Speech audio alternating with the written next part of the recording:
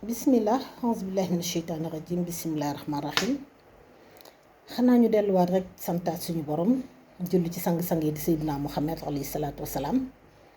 di nuyu nag askan waa Sénégal yépp waaye di jël nuyoo bi di ci jiital suñu kilifa diine yi ak kilifa aada yi rawatina nag surtout suñu kilifa diine yi moo xam ñi ngànk wàllu jullit moo xam ñi ngànk wàllu catholique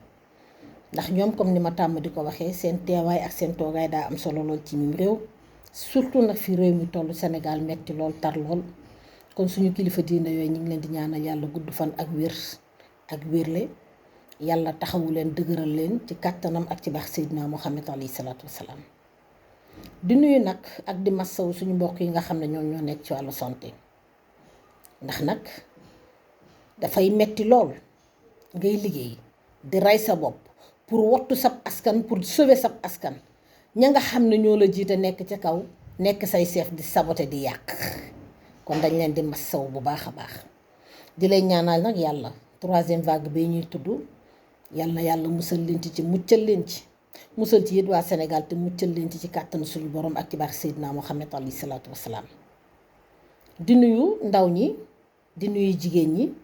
di leen ñaanal yàlla ñoom it yàlla may leen xolu muñ waaye yàlla may leen wërsëg goo xam ne dañ ko yor ci seen poos ba lépp loo xam ne bëgg nañ ko ci tabaski bii ñu jub si di ñaan ci yaa rabbi mu yóbbuñ ci jàmm ak salaam ñu fekke tatal yàlla dimbale leen ba lépp luñ ca bëgg yàlla matalal leen ko ci kàttanam ak ci baax Seydina Muhammad alayhi salaatu wasalaam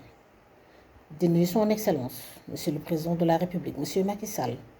ñu ngi lay nuyu di la ziar di la jox sa wàcc waaye di la ñaanal yàlla son excellence ci sa mandat gu mujj gi nga nekk nga àggale ko ci jàmm ak salaam yàlla defal la ci ndam ci jàmm ak salaam nga dem ci jàmm ak salaam bàyyi waa Sénégal ci jàmm ak salaam ci kàttanu suñu borom ak ci baax Seydina Muhammad alayhi salaatu wasalaam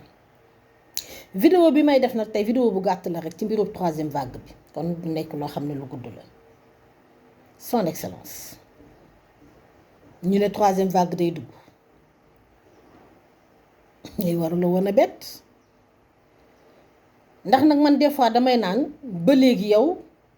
danga jàpp ne yow chef de parti wu APR nga mais jàppewoo sa bopp ne njiitum réewum Sénégal nga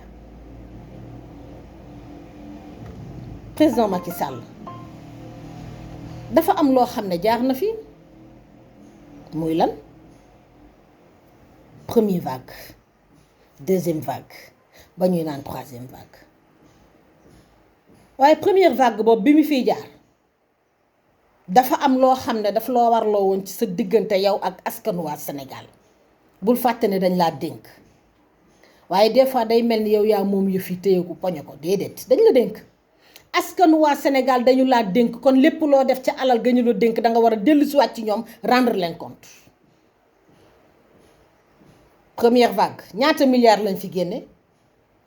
leb nañ ko lebuñu ko askanu waa Sénégal ñoo ko moom tekk ba ñu koy fay ñoom ñoo koy fay. ñaata milliards lañu dugal ci ministère de la santé ñaata milliards lañu jox Mansour Faye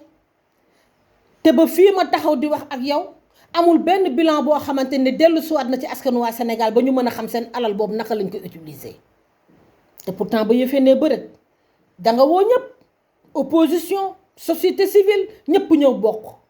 nar a ànd ak yow ci xeex bi nga dem ba ci biir njuy leen kon lu leer naru fa woon am. son excellence ma lay yëgal na ña doon toog di xaar ceeb ba léegi ñu ngi xaar ceeb ca première vague ba ña doon xaar ceeb ak dëwlin ak saaboog leneen yépp ñu ngi toog di xaar ba léegi jotuñu kon est-ce que jotul ngeen toog def bilan indil ñu ko ñun. deuxième vague ñëw na parce que man damay naan ba fii ñuy taxaw deuxième vague dafa jeexul ba troisième vague di ñëw et pourtant son excellence yaa jóg créer sa tournée économique. di wane na nii nga toll nekk directeur de campagne Benno Bokk Yaakaar parce que xam nga ne dañuy dem élection locale te say mbër mooy loolu président nga toog ci sa biir oto nii lay tàccu nga leen naan bonjour bonsoir merci beaucoup président fi nga jaar yëpp rassemblement moo fa am ay nit nekk fa dajaloo tàncaloo yow rek yaa ci nekkoon ci sécurité ndax yow rek yaa nekkoon sa oto en tant que président de la République du Sénégal président amul fenn foo dem ci sa tournée ba tagg sa ministre ne ko liggéey bi ma la dénk yaa ngi koy def déedéet ministre yi nga tagg yëpp da nga leen tagg ci jërëjëf gis naa seen mobilisation dans un pays sérieux un état sérieux tey bu ñu taxawee di wax troisième vague yow ak sa gouvernement da ngeen a waroon tekki seen ndombal tànk ma ñëwaat toujours ci troisième vague président man ci dialogue bi laa bokkoon nga ne lépp loo xam ne d'accord ngeen ko ci biir dialogue bi ñun dañ koy nangu ci nan lépp muy consensus bu am ci dialogue bi rek man président de la République du Sénégal dama koy nangu foofu ba tey ma am fa tey xel ndax ñun dugg nañ ci dialogue bi commencé nañu commencement ba fin ci dialogue amul fe benn yoon fu ñu fa waxee redécoupage administratif amul te pourtant ba mu jotee danga ko defee nu mu la neexee daggee ko nu mu la arrangé ba tey muy benn foofu président suffrage universel direct bii ñu def ci élection locale bi arrangé wul waa APR arrangé wul waa Benno Bokk Yaakaar ngeen dugal nag troisième vague ñu war a dem ci lan ci non troisième vague ñëw na élection locale mënu fee am dañ koy acc ba tey nga indi code électoral nga ne ko danga koy yóbbu ci sa njaboot nga xamante ni boo leen ne woon tey rey leen nit sax dem voté leen ko dinañ ko voté nga ne foofu nga koy yóbbu kon nag may wax nit ñi ne leen attendez-vous à ce que ñu dem ba assemblée ñu ne non suffrage direct bi sax dañuy def amendement ñun duñu ay cuune duñu ay ngaaka